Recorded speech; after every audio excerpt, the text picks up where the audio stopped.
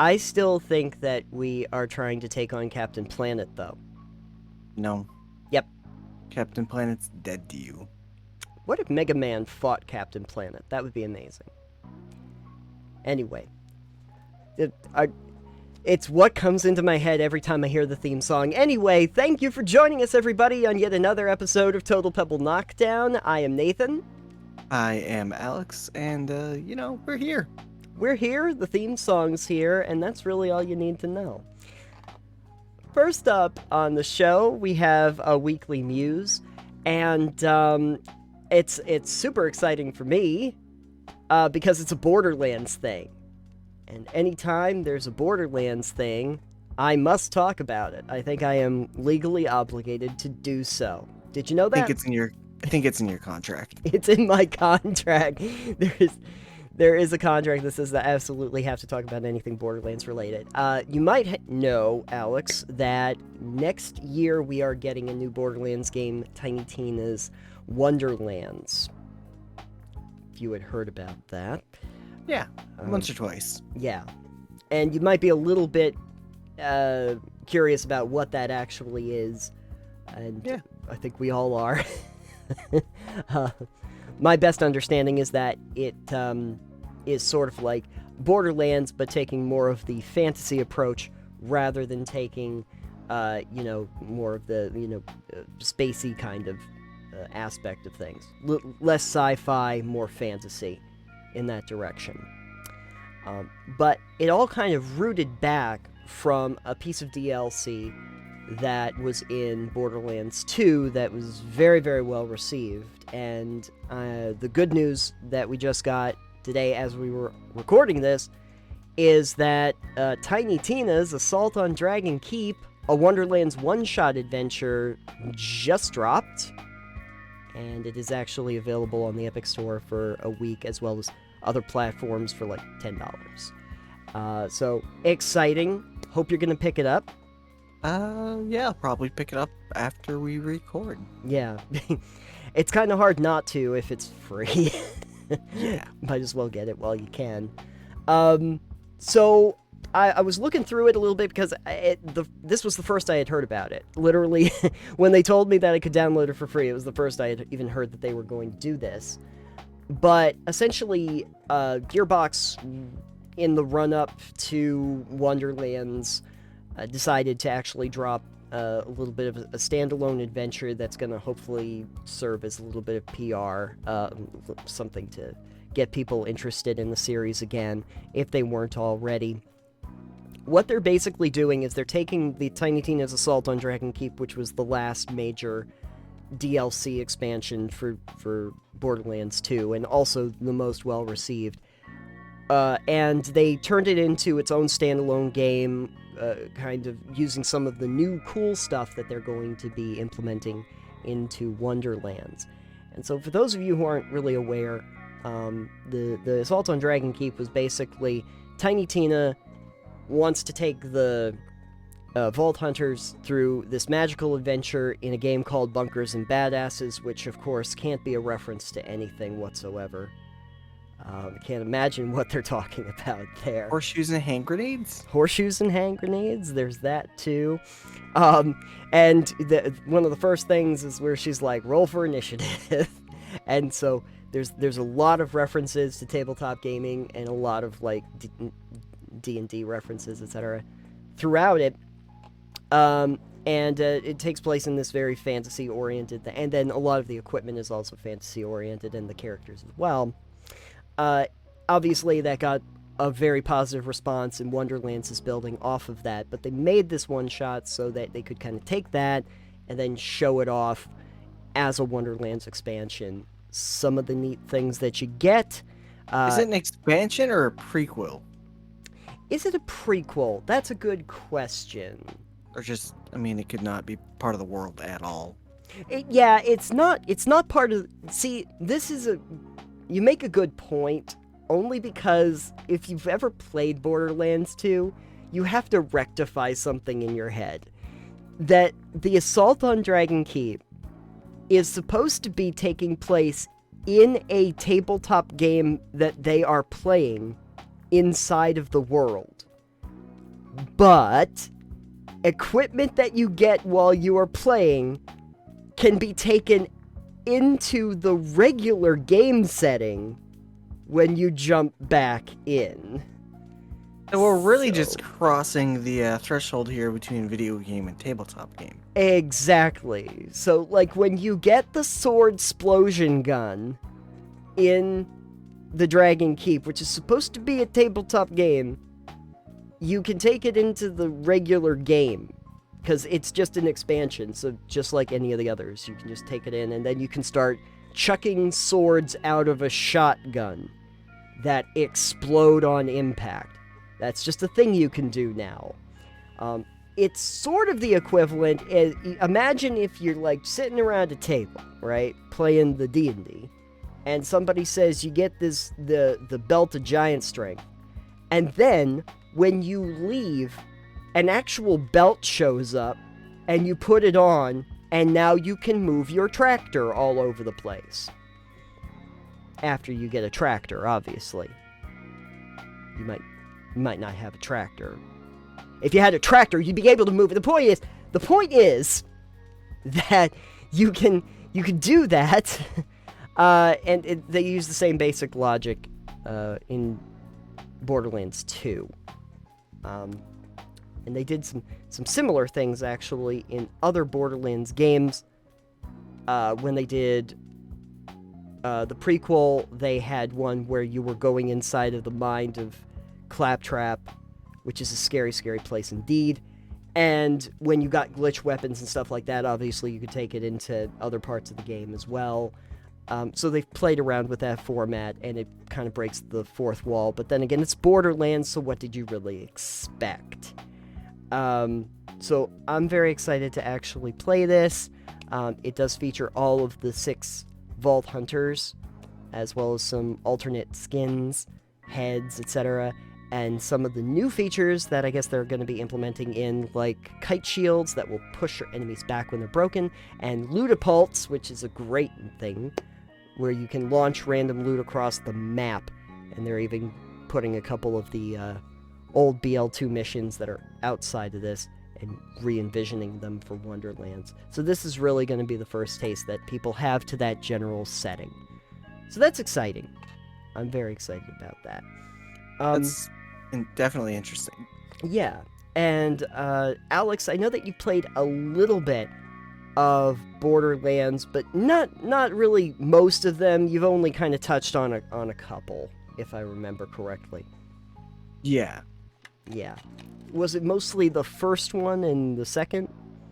I think I mostly played the second one. Okay.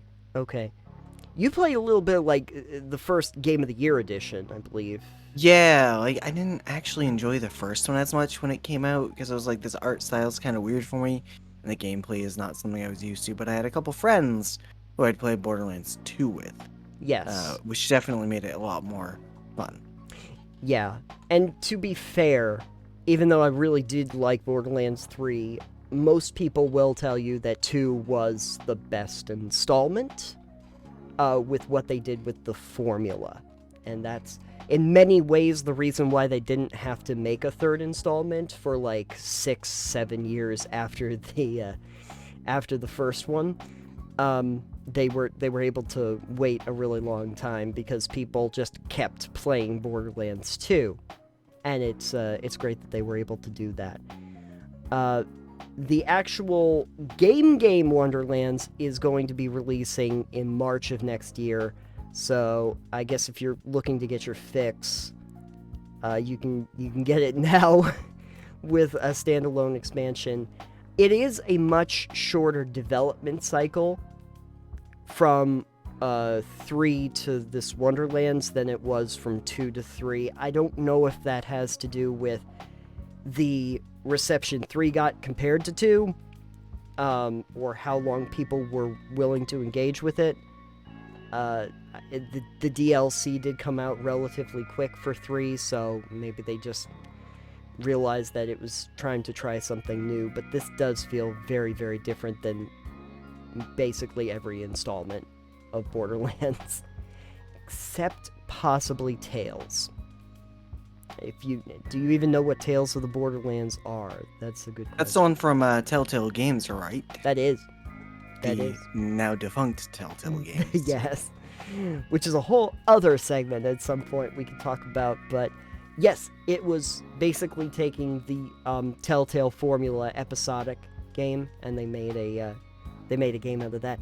Fun fact, though, a lot of the characters and storylines that were set up in Tales made a return in 3. They brought some of those characters back in afterward. So you got to find out what happened with Reese. A lot of people were super worried about it. But, spoiler alert, like the shirt, he became the head of Atlas. Now it's been spoiled. Sorry, it's been spoiled for a game that's been out for a few years, so a couple years now.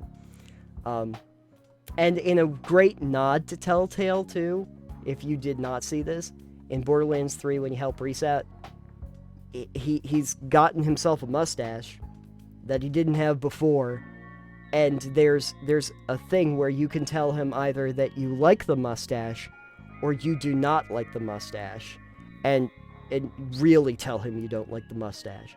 And whatever you decide, he will actually either take it off or he will leave it on. And there's a little thing that happens in the corner that says, Reese will remember that, just like in the Telltale games. And that's the best thing. It's the best thing. Do you, like the model of, like, the looter shooter that Borderlands kind of sets up? Yes. Which part of the model, though? I like the loot. I like Not so much the shoot? the looting. The shooting is okay. It's very fast-paced compared to games I typically play. So, yeah. The loot system was probably the most engaging loop that people enjoyed, just because it kind of reminded them as Diablo as a first-person shooter. You know, it's the color-coded rarity system. Yeah. Even your skill trees, when you look at the skill trees, they usually delineate it out into 3 different color-coded skill trees that do different things. It's very similar to that, but as a first-person shooter. And then, of course, the art style and kind of the personality that it has. But I am very interested to see what they're going to be doing with the classes as well. I know that Stabomancer is going to be a thing. yeah, I'm very interested in seeing what they do for the classes and skills and weapons and all that fun stuff. Yeah, I think one of the other ones I saw was Cryozerker, so it's like a berserker but with ice weapons. So that's fun. That's the best. Freeze them in place and beat on them. Exactly. Nothing better than a goblin sickle. You can just pick it up and shatter it. So it's out now. I'm thinking if we get the opportunity, it would be a lot of fun, because it is known as a really great cooperative experience, as I'm sure you know, to get together at some point and to play. But then you'd have to determine which one of the 6 classes you actually wanted to play. Stabomancer.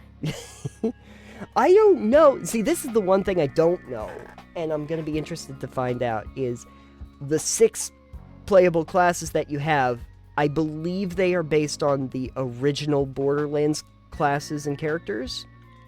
So I don't know if they're those, or if they've assigned them to the new classes. That I'd be interested to find out. Because at that point, I'm going to guess that, like, Gage as a Necromancer would be the Stabomancer, and that, like, Krieg would end up just being the Berserker instead of the Psycho. I can kind of see how they would change these. Oh, no, sorry. Salvador is the Gunzerker. Gunzerker would just be an Ice Zerker at that point. Or a Freezerker. Freezerker? Freezerger. That's StarCraft. Anywho. Anyway, we needed to have a weekly muse because it was Borderlands stuff, and I, as I said, am legally obligated to say something about it. So. Yeah. You're like, ooh, and I'm like, all right, we can talk about that. Yeah. Let's go. Let's go. Let's go. And we did go. We have gone. And now We've been there. And now we get to move on. Up next on the show, we have a Discord discussion. Now, this one, I realized that we kind of had to start. Oops, what did I do? Breaking things, apparently. I was breaking things. Sorry. If I put something in front of my little screen here, it like stops the video. Oh no. And I don't like that. I was actually just going to bring up. I'm trying to tag with the little TPK logo in our episode suggestions, the ones that are actual episode suggestions and discussions, so that I can reference it quicker. Here we are. Is that one? It's there. Perfect. So, up next, we actually have a Discord discussion. We've been getting quite a few suggestions in quicker and quicker these days, and so we need to start knocking some of them out. Knock them out. We're in a video format, so I can do this, and it's more action or... Oh, I bumped that. I mean, you say that, but I listen to the shows, and you're going to leave that into the audio-only format, too? Oh, I very much am. So it's going to make 0 sense. That's okay. That's also our format. Making absolutely 0 sense. I mean, for some of our segments, but... Also, side note, you can't hear any of the traffic outside, right? I can't hear any traffic. I figured that you're in a void. I'm in a void. You're the I'm invisible on a boat. man. Oh no, you're back.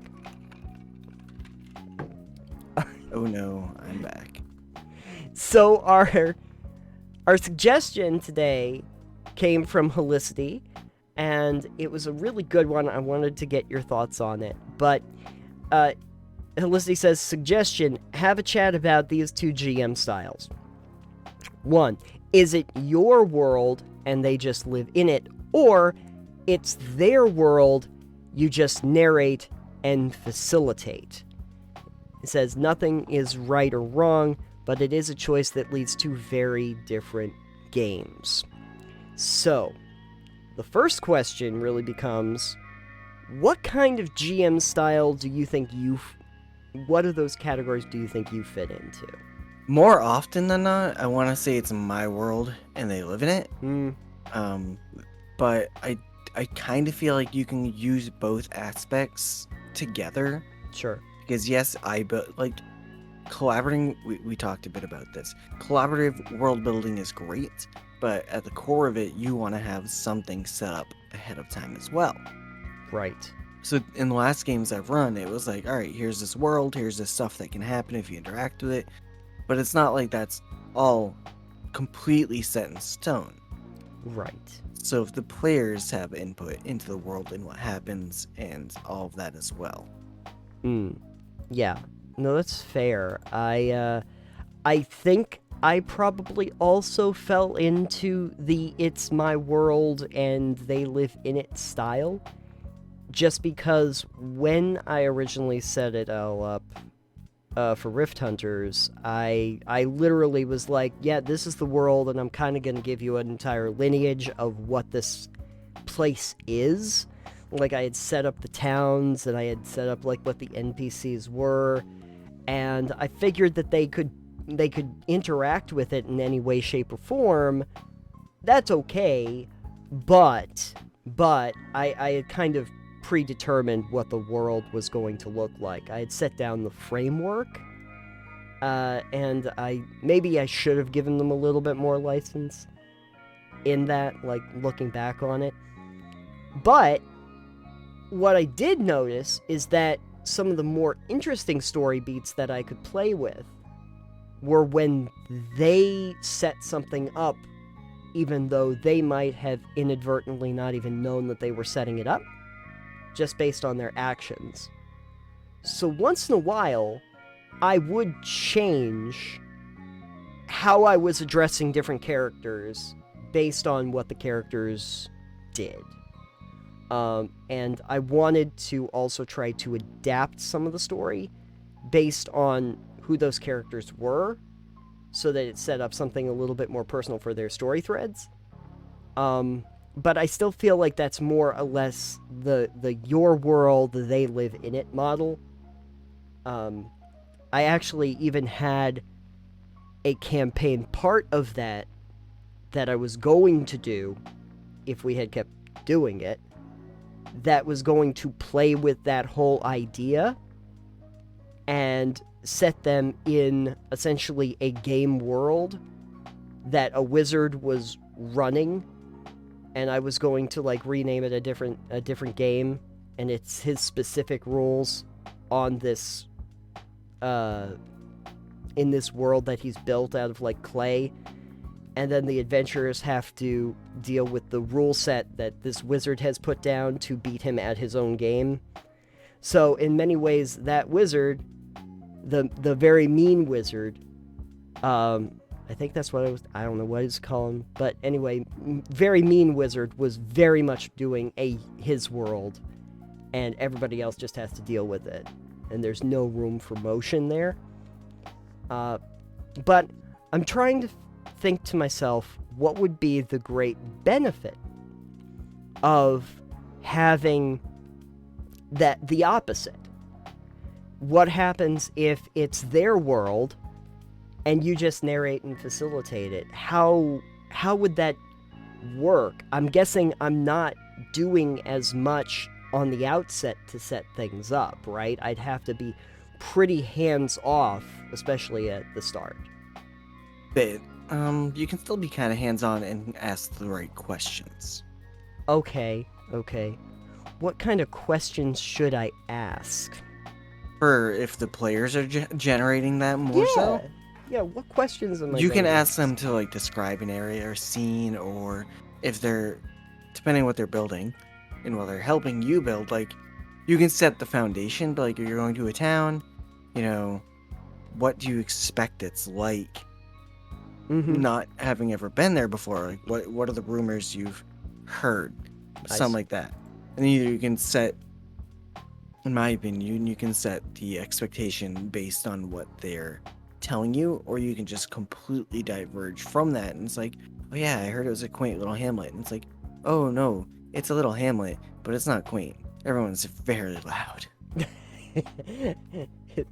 It's incredibly loud. So you're building stuff kind of off of what they're doing a little bit, but you can put your own spin on things a little bit more. Okay, that's fair.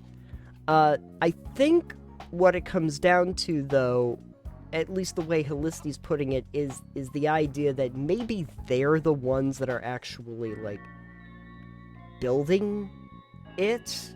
Like almost as you go, they're the ones kind of building the narrative in some ways, and you're just kind of following along, or almost like it's almost like that classic, if you've never heard about like the improv style, the yes and statements. You know, you know what I'm talking about. You know, every time somebody says something, it's like there's never a no, I don't want to do that, let's scrap it and move on to it. No, it's always you build onto it. So I'm kind of thinking of it in those terms, taking whatever the statement or the motion is of a player and then gradually adding on to it in some way from that point forward. But I can't tell you that it is a natural inclination for me to run games that way. It certainly hasn't been. In the very few times that has happened. And I can't think of a lot of times that I've seen new GMs, or even long-time GMs, take the immediate approach to do that. Is that something that you've seen at all? With new GMs? With new GMs, or even established GMs, where they go from the outset with the idea that they are essentially just facilitating the world, and the players are pretty much taking lead on building it. Not in like D&D typically. I feel like that's definitely a skill more people lean into as they gain experience GMing. Mm-hmm. It's definitely not something I want to say see up front with especially newbies. Sure. Because at the learning point, you want to be in control so you can not be overwhelmed by all the things that players want to do. Say peasant railguns, Those or are fine. buying fortresses and things like that. You know. That's good. So I think it might be a deterrent for a new GM to actually be that way, because then it's like, all right, this is out of my control now, because the players have suddenly given themselves this vast assortment of things. Yeah. By proxy of world building it in. Right. I think that I don't know if that would be intimidating to new players if they had like a bunch of veteran or new GMs, I should say, if they were trying to run a game for a lot of veteran players and the veteran players were just like taking point on it. I don't know if that would be a very good learning experience. But maybe it would be. Like, maybe if you were brand new to it and they said, hey, this is the first time you're going to run a game, and, you know, that can be a very daunting thing, but we're all veterans here. We've played these things for years, so what about we do this? You can facilitate it, and we'll kind of build out the actual campaign as we play. If you had, in theory, if you had a, like, really good crew that was respectful of that, I think that might actually be very beneficial to someone who's starting out running. They might not get the classic experience, but they get a good idea of how they could run it in, like, essentially the option 2 that we have in front of us.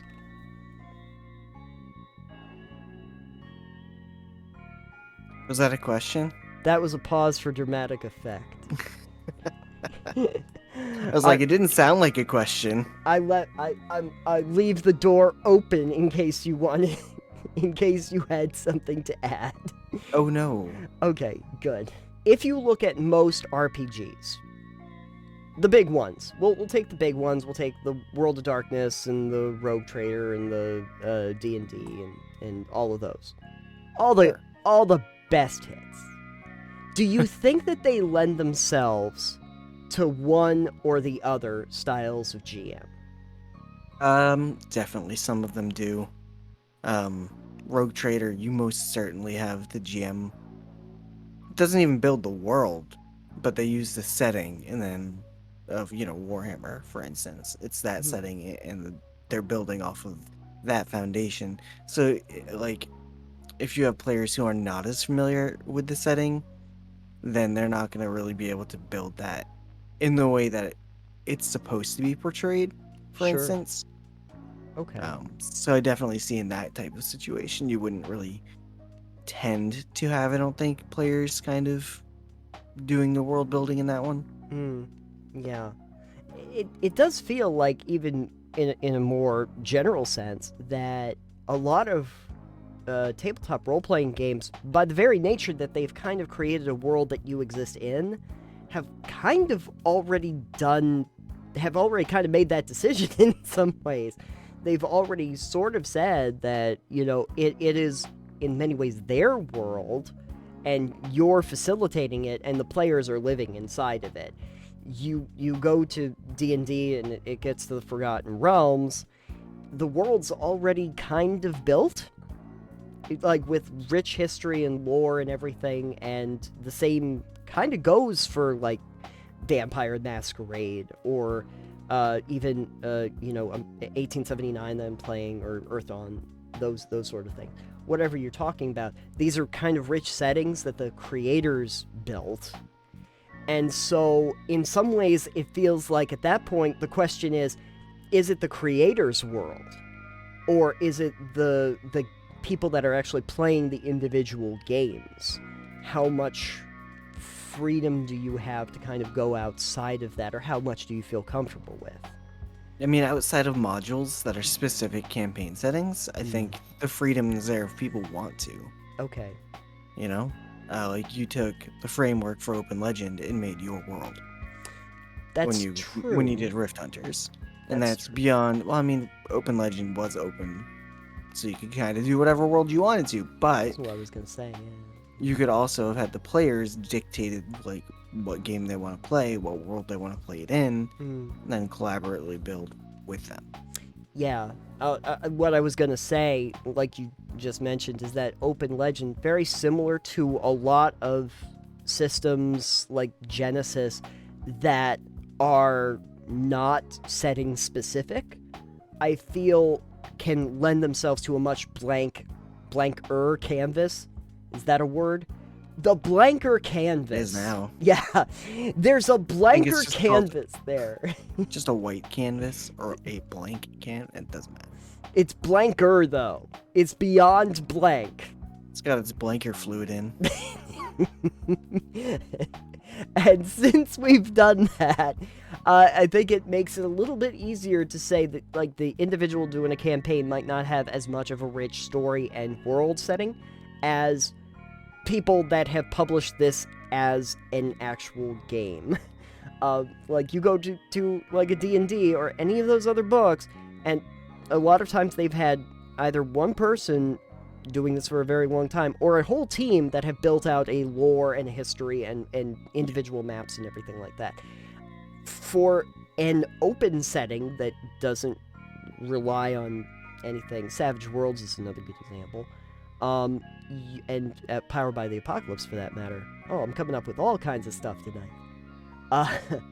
Those... Crazy with power. I am crazy with power, like the Apocalypse. You can see where there's a little bit more wiggle room for the individual players to actually get involved with the process, because the world is completely new to you. But I suppose if you wanted to look at, like, a D&D and say, we've talked about this on the other show, that show a long time ago, but if you wanted to take, like, the mechanics of D&D and then just not use the setting, you could just create your own setting. And if you were to do that, I think option 2 that Helicity is bringing in would probably be much more viable. Sure. In the long run. So, yeah, as long as you're not using something already established, it's super viable. And even then, you can deviate from the beaten path. Mm-hmm. Yeah. So, I'm interested in that narrative change between having the GM in charge and having players in charge. But we're actually going to be digging into some other possibilities in the next segment. But until then, I'm hoping that some folks will join us over on Discord, continue this conversation, and possibly give us a few more suggestions for future segments of the show. Please. Because we don't have a backlog. I can always use a bigger backlog. The backiest of logs. It's the backiest of logs. I will take backlogs on top of backlogs. It's backlogs all the way down. Do that. Okay. And so we end this episode on Bye. Is that not how we end the episode? No. We end this episode on a delving deeper. Hey, that's fun. It's like that show we used to do. We never fail to mention. That we never fail to mention or reference in any way, shape, or form. And this time I wanted to do a delving deeper about collaborative world building, which actually kind of goes into what Helicity had brought up before. However, collaborative world building that we talked about with our community, actually, on a few different occasions, I think it was Bally Bout, is more the idea that it's not about really the GM running things as a world or the players running things as a world, but really the collaborative experience in storytelling extending out more to the actual world itself. you kind of figure that, and please feel free to share your thoughts on it, that RPGs as a general framework lend itself to a storytelling exercise. Oh, yeah.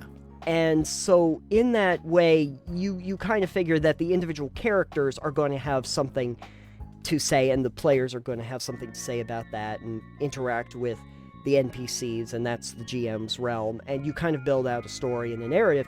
But the actual world building of the mechanics of the world and how it functions and the lore, that doesn't always get fleshed out in the same way. That's usually Always. the cat, like for instance, a cat gets introduced to the world, and then we have to rectify that. Why we can't nice things. We can't have nice things. We can't have nice things. Get But- your tail away from the microphone, though. But we can has cheeseburger. You can have cheeseburger. And that's all that matters. So what do you think about the idea of letting the GM or storyteller, whatever you want to call them, and the players work more on the actual collaborative experience of the world building, not just the narrative? What do So you think? including them in building the world like before the game takes place? In- Or during the game? That's a good question. What about, well, let's start with before we actually start the game. Like, it's sitting around a table and discussing what we want this world to be and how to build it. Have you ever done that, or can you see that work? I haven't, but I can see it working. Okay. You Yeah. know? I'm interested in that because you think about it, that is definitely divergent from the way games usually run. It's usually that the GM themselves usually say something to the effect of, this is the campaign setting that you're going to be in. Tell me about your characters. Well, I feel like that would go into maybe like the session 0 type deal as well. It's like, all right, Sure. what characters, or like what game do you want to play? What game do I want to make for you to play or whatever as a GM? Like what game what story do I want to tell? What game do you want to play kind of deal. Right. And you can use that to build the world out from there if Mm. it's, necessary. Right. Okay, so we have the idea that you could probably do it during that time. I did have a thought while you were talking, though. One thought, go. Good. And that's more than I usually have for each episode, so that's good. We're batting really high right now. A D1000, in fact. No, Too high.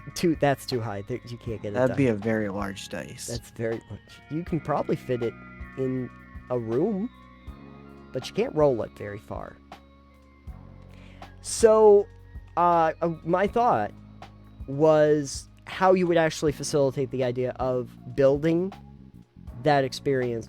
And I started thinking about a notion of, like, writing down ideas about the world on cards. Or, like, taking notes in a notebook.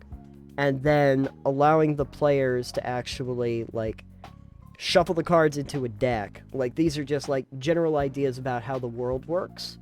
Just Sure. simple ideas. And maybe every player just has like 3 cards, blank cards, put them together. Basic ideas about towns, settings, narrative structures.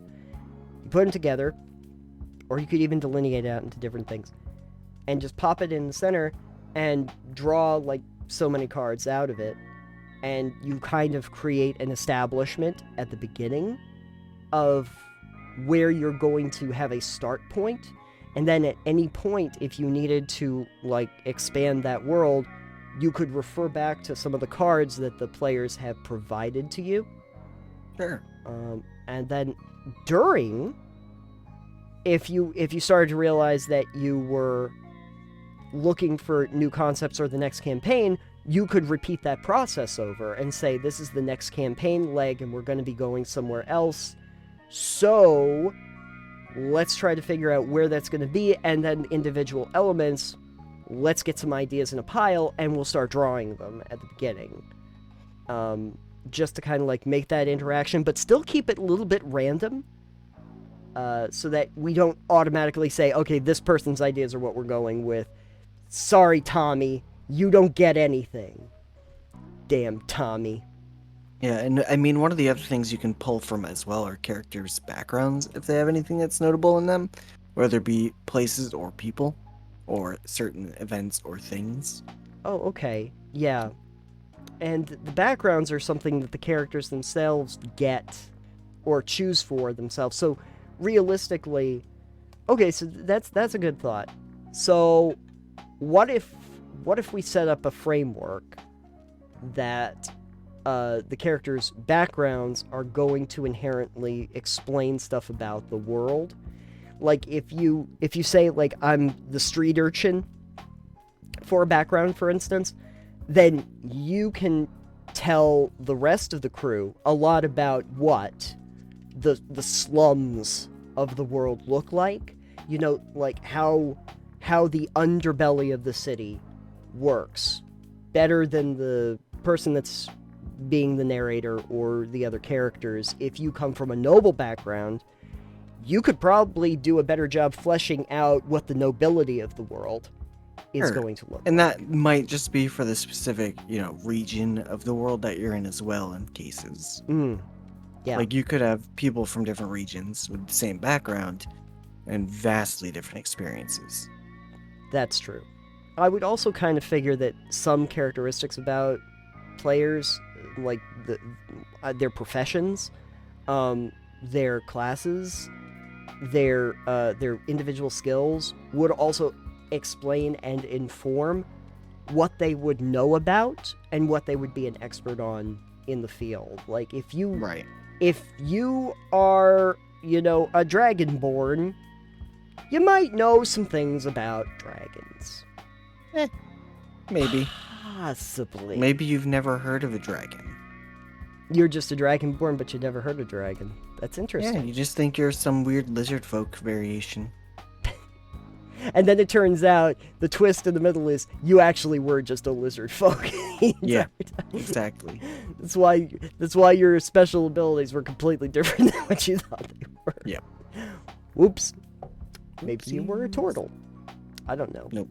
Or a grunk. A dragon-born turtle. A dragonborn turtle? Because dragon turtles are a thing. A dragonbortle. No, dragon turtles are a thing. Oh, yeah, they are. They're mean, too. They're very mean. You don't want to mess with those. No, they will fucking eat you. Yeah. I always kind of figured that if Rembrandt grew too powerful in size, he would have just a pet dragon turtle. Just ride around on that. Like, that's great, because the dragon turtle will kill you so fast. Yes, it will. Yeah. In case anyone's trying to imagine it in your heads, imagine, like, a giant, mythical snapping turtle. Pretty much what it is. Snapping turtles by themselves are not fun in real life, so you don't want to mess with one in the D&D. Similarly, though, in other games, I can see how you would utilize it too. In, like, Vampire, my experience, my understanding of vampires, it's taking place in the real world, but if you're coming from different clans, for instance, you are probably going to be able to explain or inform a little bit more about what those clans, at least in the regions that you're discussing, would do. If you're Brujah, for instance, and you end up going to the Brujah soiree, I don't really know what they have in vampire culture, but the debutante ball, that you would probably be able to inform a little bit better about the regional traditions and what happens there. Better than the storyteller that's actually doing it. I mean, unless you're doing it by the book, yes. Unless you're doing it by the book, or playing in one of the major areas that the game sets up. Right. But I'm talking about when you get out into the sticks. out into the sticks where they apparently still have debutante balls in my scenario. Yeah, out in the six where those high society vampires live. Those high society vampires that like to have the debutante balls in wide open fields. There, you might be able to inform a little bit better. It's only ever under a full moon, however, strangely. Yes. Well, it's a cotillion. That's what I wanted to say. It's a cotillion, and it's the point where the vampires and the werewolves get together. That's why it has to be under a full moon. Okay, there you go. Perfect. Although, if I remember correctly from They don't like each other. Yeah, I'm like, in Vampire the Masquerade especially, vampires do not want to be around those werewolves. I believe werewolves are pretty powerful in Vampire. Werewolves are ridiculous in the lore of World of Darkness. Yeah. There's the segment in Vampire the Masquerade Bloodlines where you play a vampire in the campaign, but you end up in this manor, and there's a werewolf that's chasing you, and there's like no way to kill the werewolf. The werewolf is too powerful. It will like hit you twice and you will die. So the only way out of that section of the game is to either trap the werewolf or to get out of the house and flee before the werewolf gets you. And I guess technically you can kill the werewolf, but boy, you need a lot of ammunition for it. It's not easy. So I guess the way you win Vampire the Masquerade is be a werewolf. I guess so. Yeah. Accurate. Good to know for the future. They do not sparkle though. Says you. Maybe they do. Maybe you just put glitter on. I don't know. You might do that. There's probably a vampire clan that likes that. But I'm thinking that, like, yeah, your characters and their background and who they are can probably inform very well certain aspects of the world. So I could see that being a way to do collaborative world building. Or, like I was saying, if you had, like, random suggestions from people, assuming that they're not going to just make stupid suggestions for the sake of being stupid suggestions. Depends on your group. Yeah. Because my suggestions would be terrible. Thrown out. Yeah, thrown out entirely. What if we just had lizard people and none of them were dragonborns? Love it. Perfect. Yeah. Done. I feel bad for lizard folk. They've been around in D&D for a very long time, but I feel like dragonborns got so much more street cred. I mean, I used a colony of lizard folk to pull down the third moon of a planet. Well, that's fun. Yeah, that was fun. Oh, well, okay. Or at least they were going to. Never got to finish that game, Yeah. but they were gonna do a ritual, pull down the third moon of the planet to devastate and destroy the Sagwin's population, the sea people things. Sea people? Yeah, sea people. Okay. Forget exactly what they're called. They're Yeah. you can find it later, maybe. I'll find it. But yeah, so those live under the waves, and the lizard people live on top, and the sea people essentially would raid the lizard folk and murder them and whatnot often. So they're like, yeah, we're just gonna use the druids here and do a ritual that pulls down this. They're like, yeah, we want to destroy their entire population around the island. So they did this ritual. It was gonna pull down the third moon and then absolutely destroy the population of it, but it also like fragmented and impacted, pushed the island like further down into the ocean and created like a big ring of rock Fire? around the entire island. Okay. Like a giant one with the island at the center, and just that flooded with magma. Oh. So in that world, it's the Sea of Flames, which is a giant ocean of lava and or magma and fire. Okay. that surrounds this island. Oh, okay. Yeah. So you did a little bit of makeshift MacGyver-esque create collaborative world building there yourself. No, because I was the GM. That was just world Oh, building. These are the things that the players were going to help the. I see. They were going to help the lizard people on this quest, and they Ah, didn't know it. okay. Okay. Like See, they got shipwrecked on the island when there was still water there. Because in that world, it's that one campaign I did, but I did with some different timelines for it. sure.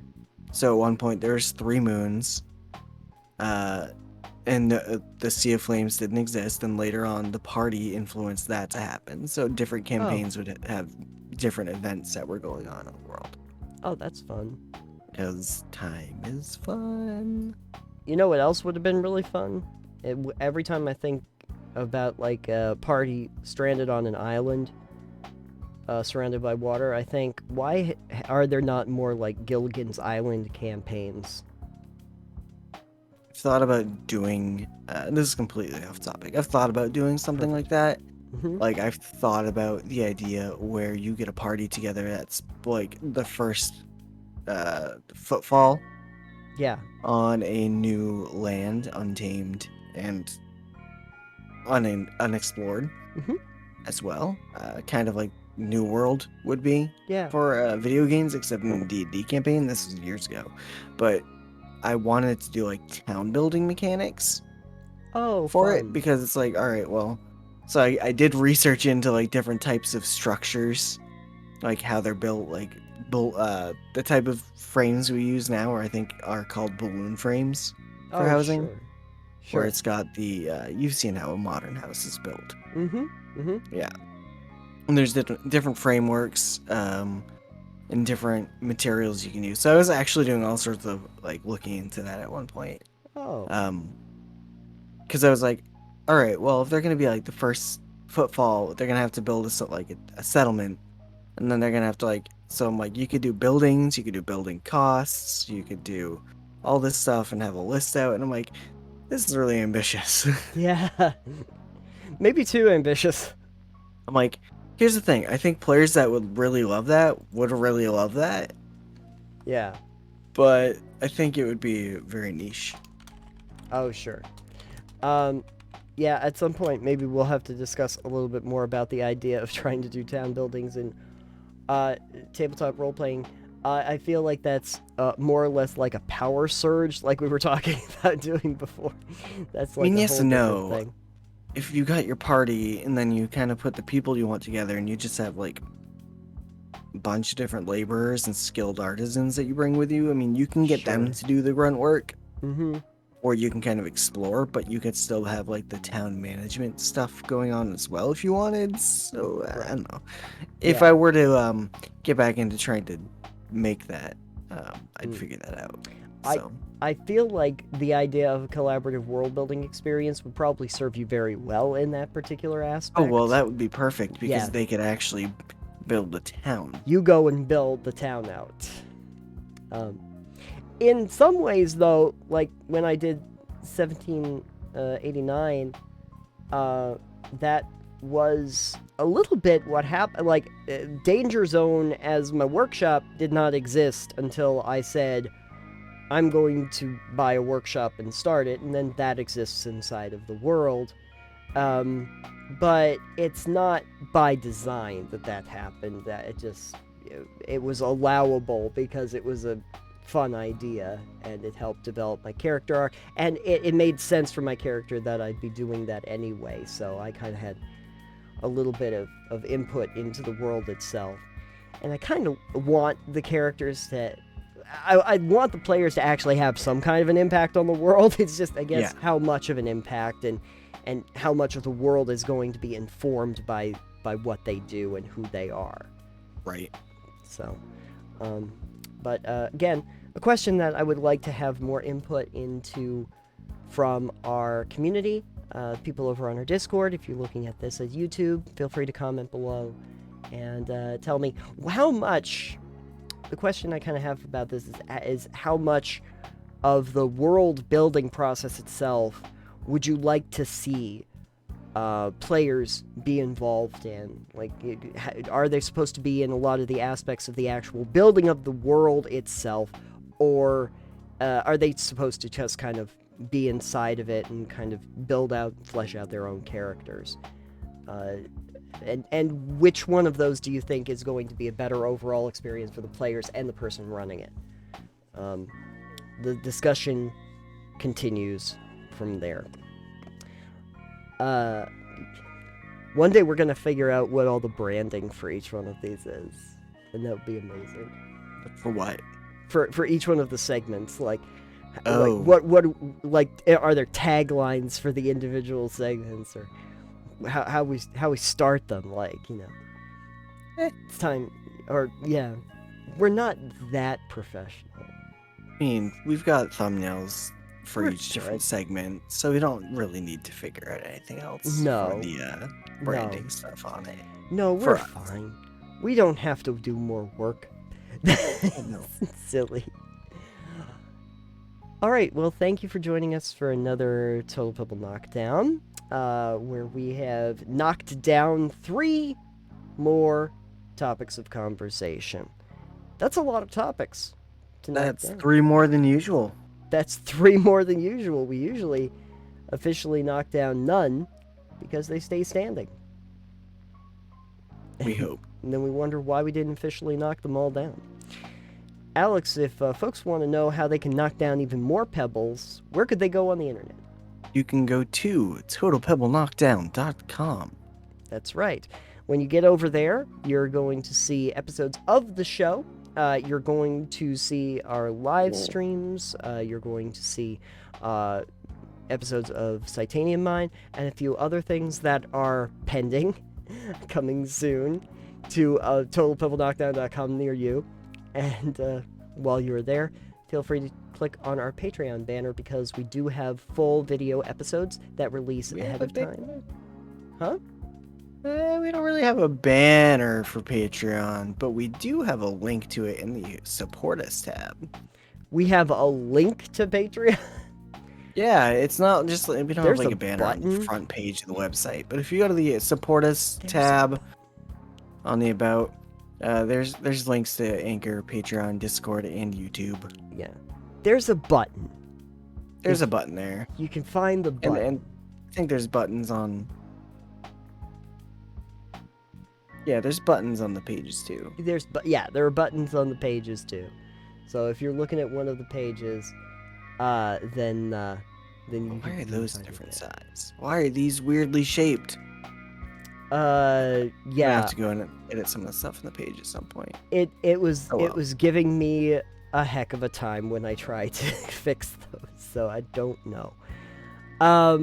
But anyway, yes, you can see it over there on our Patreon. We do have some extras, sometimes like outtakes, bonus content for the episodes, and also things release in full video form, and everything releases early compared to what you see on the site, so you can get all of that there.